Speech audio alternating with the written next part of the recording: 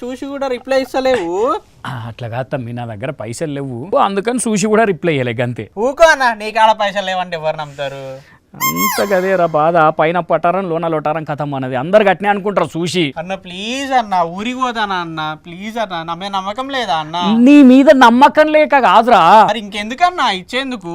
అరే ఎట్లా చెప్పాలరా, అర్థం చేసుకో. ప్లీజ్ అన్న, ప్లీజ్ అన్న, ప్లీజ్ అన్న, రాగానే ఇస్తాను, ఊరు నుంచి రాగానే ఇస్తాను. ప్లీజ్ ప్లీజ్ దండం పెడతాను, ప్లీజ్ అన్న, దండం పెడతాను, పైసలు ఇవ్వన్నా. ఏందేమో పిల్లగాని ఒకటే బతిలాడించుకుంటున్నావు అప్పటి నుండి. అప్పు కావాలట మా తల్లినికి, అప్పు.